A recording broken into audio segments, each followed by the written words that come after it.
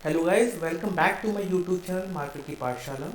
This is the second episode of options series and here we will know what is options buying, options selling, पैसा किस में ज़्यादा बनता है, किस में कितना मार्जिन लगता है, सेफ्टी किस में ज़्यादा है. अभी मजा आएगा ना भिड़ो.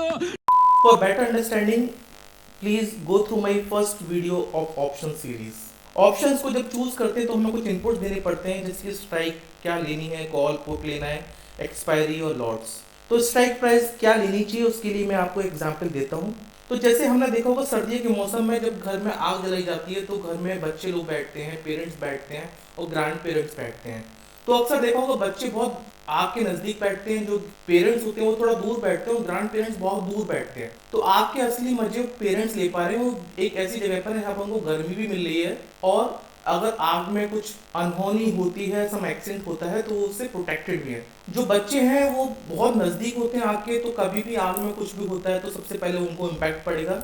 और ग्रैंड पेरेंट्स एक ऐसी जगह पर बैठे हैं जहाँ पर उनको ना ही कोई मजा आ रहा है, वो दूर से बस चिल कर रहे हैं अपना. तो स्ट्राइक सिलेक्शन भी यही है, आपको एकदम ऑप्टिमम डिस्टेंस पर होना है जहां पर आप ऑप्शंस के पूरे मजे ले सके, अंडरलाइंग मूवमेंट करें उसके अकॉर्डिंग.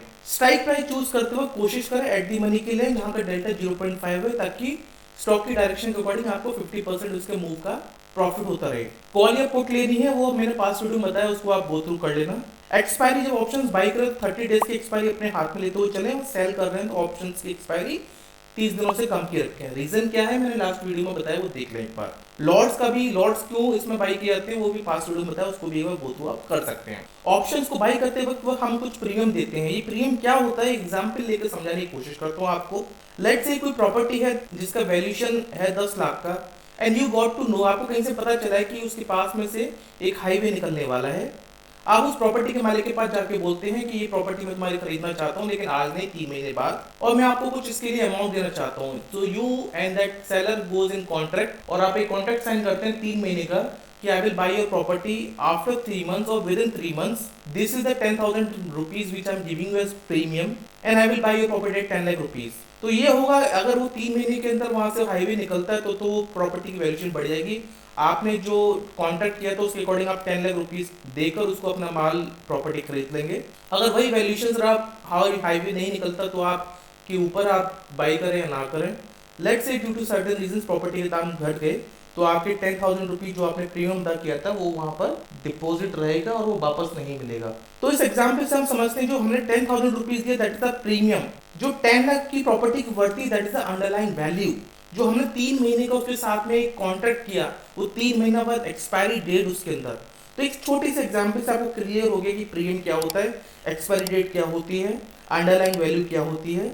मार्केट में ये बोला जाता है कि 90% लोग जो प्रीमियम ऑप्शंस बायर होते हैं वो हमेशा पैसा खो देते हैं मार्केट में और 10% ऑप्शन सेलर मार्केट में पैसा लूज करते हैं. That means they make the money 90% of the times. ऐसा क्यों होता है इसको एग्जांपल के थ्रू आपको समझाने की कोशिश करूंगा. आप इंश्योरेंस बाई करते हैं किसी कंपनी से, आप 10,000 रुपीज का प्रीमियम देते हो उस इंश्योरेंस कंपनी को. उसके अगेंस्ट में इंश्योरेंस कंपनी आपको 10 करोड़ का या फिर 1 करोड़ का कवरेज देती है. तो आप सोचिए आप सिर्फ 10,000 या 20,000 रुपए देकर 1 करोड़ का कवरेज ले लेते हैं. तो यहाँ पर जो 10,000 rupees which is premium that you are paying to the insurance company against the underlying of 1 CR. तो यहाँ पर बिग प्लेयर कौन हुआ, वो इंश्योरेंस कंपनी की आप. तो you can understand from this example, despite they take 20,000 rupees a year from you, they still make profit. The insurance company are in hefty profit, as you can see in the various headlines. तो सवाल ये आता है कि फिर अगर option selling में इतना पैसा बनता है या बिग प्लेयर ऑप्शन सेलिंग करते हैं तो ऑप्शन सेलिंग रिटेलर्स क्यों नहीं करते, फिर आम पब्लिक क्यों नहीं करती. क्योंकि ऑप्शंस बाइंग करने के लिए एक लॉट में 10 से 15,000 रुपए लगते हैं. लेट्स से निफ्टी का पुट आप लेना चाहते हैं जिसका प्रीमियम 150 रुपए है और लॉट साइज 50 रुपए है, तो उसका प्रीमियम आप ऐसे कैलकुलेट कर सकते हैं.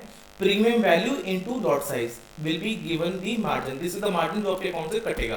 Whereas in case of the option selling, margins will be equivalent to the future margin. तो मार्जिन फ्यूचर में जो मार्जिन लगता है वो पूरा अमाउंट ऑप्शन सेलिंग लगता है.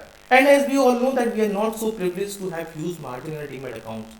So because of this restriction, people generally get into options buying rather than options selling. Options buying या selling में कितना मार्जिन लगता है इसको ऑनलाइन प्लेटफॉर्म्स के थ्रू चेक कर सकते हैं. बहुत सारे ब्रोकर्स हैं जो ऑनलाइन ये फैसिलिटी प्रोवाइड करते हैं. जैसे फ्यूचर को बाई एक बार कर लिया फिर फ्यूचर को सेल कर दिए तो उसकी पोजीशन के अकॉर्डिंग आपके ऊपर MTM लगता है, मार्क टू मार्केट लगता है. तो आपने जो भी फ्यूचर बाय या सेल किया उसके ऊपर नीचे प्राइस जाती है तो प्रॉफिट लॉस आपके अकाउंट में या तो आएगा या फिर चला जाता है on daily basis. Mark to market बोलते हैं इसको। मार्केट में जो भी मार्किंग होती है उसके हिसाब से आपसे प्रॉफिट लिया जाता, या तो आपको प्रॉफिट दे दिया जाता है फिर आपसे प्रॉफिट ले लिया जाता है उतने अमाउंट का। ऑप्शन सेलिंग भी फ्यूचर्स की तरह ऑपरेट करते हैं, वहां पर भी आपको एमटीएम लगता है। अगर आपकी पोजीशन लॉस में जा रही है तो वो पर्टिकुलर अमाउंट आपके अकाउंट से डेबिट किया जाता है।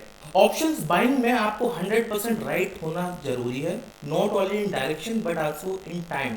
आपने ऐसा अज्यूम किया कि निफ्टी यहाँ से 18,000 जाने वाली है, तो 18,000 आपकी Nifty within few days और सेम डे चली जाए तो you will be in the profit. अगर वो वही 18,000 एक्सपायरी वाले दिन आती है you will be in the loss. तो you should be right in direction plus right in time as well. Speculation के लिए जनरली ऑप्शंस बाइंग का यूज करते हैं लोग, और ऐसा बिहेवियर है कि इंटरडे अपॉर्चुनिटी कैच करने की कोशिश करते हैं ऑप्शंस बाइंग से। ऑप्शन बाइंग करते वक्त सारे ग्रीक्स आपके दोस्त होने चाहिए, आपको हेल्प आउट करनी चाहिए। पास्ट वीडियो में बताया डेल्टा, गामा और वेगा का रूल। तो डेल्टा भी मदद करेगा, गामा भी मदद करेगा, वेगा भी आपको हेल्प करेगा, और थीटा आपका दोस्त होना चाहिए उस समय पर, तभी आप ऑप्शंस बाइंग में पैसा बना पाएंगे। तो ये बहुत सारी कंडीशंस हैं ऑप्शन बाइंग में पैसा बनाने के लिए। This is the sole reason why options buying में 90% people lose the money. Whereas coming to the option selling, आप अगर 50% राइट भी होंगे then also you will make the money।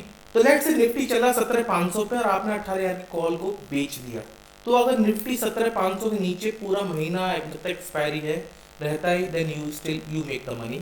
अगर 18,000 बहुत आराम से एक्सपायरी वाले दिन आता है you still make the money. But 18,000 same day आपने लिया या फिर अगले दिन या उसके अगले दिन तुरंत आ जाता है then you are in the trouble. So this is the benefit with option selling. You have to just guess कि ये वैल्यू इतने टाइम के अंदर नहीं आएगी। मैंने पास्ट वीडियो में बताया था कि प्रीमियम जो ऑप्शंस का होता है उसके अंदर दो होती है, इंट्रिंसिक वैल्यू और एक टाइम वैल्यू। जो टाइम वैल्यू होती है उसको इरोड होना ही पड़ता है, डे बेसिस पर उसका कुछ इरोजन होता है। किस रूल के तहत होता है वो मैंने पास्ट वाले वीडियो में समझाया हुआ है। तो ये टाइम वैल्यू को ना it is just like an ice जिसको मेल्ट होना ही है, it is just like an air जिसको हवा में फुर हो ही जाना है, तो वेपर बन के वो उड़ ही जाएगी। इसलिए एक्सपायरी बनी इसी काम के लिए, एक्सपायरी पर उसको जीरो ही होना है। ऑप्शंस एक्सपायरी वाले दिन जीरो हो जाते हैं, जो भी आउट ऑफ द मनी के ऑप्शंस होते हैं अंडा हो जाते हैं, एब्सोल्युटली जीरो वैल्यूज। इसलिए ऑप्शन सेलिंग में लोग पैसा बनाते हैं कि वो जीरो होने होते हैं, वो सेल कर देते हैं और पूरा प्रीमियम उनको मिल जाता है। ऑप्शंस बाइंग में बहुत जल्दी पैसा बनता है और मैक्सिमम रिवार्ड है।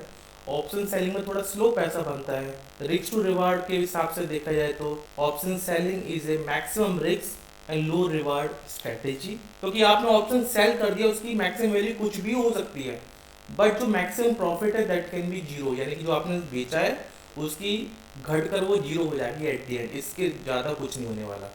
तो आपने ऑप्शन जितना बेचा उतना ही प्रॉफिट होने वाला है आपको। वेरस ऑप्शन बाइंग में आपने कोई भी चीज़ 100 रुपये का प्रीमियम अदा किया है तो 100 रुपये 200 भी हो सकता है, 1000 भी हो सकता है, 10,000 भी हो सकता है, 10 करोड़ भी हो सकता है, अगर अंडरलाइन मूव कर जाती है तो फिर ऑप्शन ग्रीक आपको हेल्प आउट कर जाते हैं। तो आज के सेशन से एक चीज़ निकल कर आती है कि ऑप्शंस में अगर आपका व्यू अंडरलाइन पर बुलिश है तो आप कॉल को बाई कर सकते हैं जब आपको कॉन्फिडेंस है, पूरा आपको डायरेक्शन का कॉन्फिडेंस है, आपको टाइम का कॉन्फिडेंस है। उम्मीद करता हूँ आपको ये वीडियो पसंद आया होगा। सिंपलेस्ट फॉर्म में मैंने आपको ऑप्शन समझाने की कोशिश की है। इसका और एपिसोड्स बनेंगे जहाँ पर मैं ऑप्शन स्ट्रेटेजी बताऊंगा, जहाँ पर बिना रिस्क के आप पैसा कमा सकते हैं और अपनी कॉस्ट को रिड्यूस कर सकते हैं, और आप कैसे एक्स्ट्रा अल्फा जनरेट कर सकते हैं आपके पोर्टफोलियो के अगेंस्ट में। So stay tuned, share to your friends and subscribe the channel.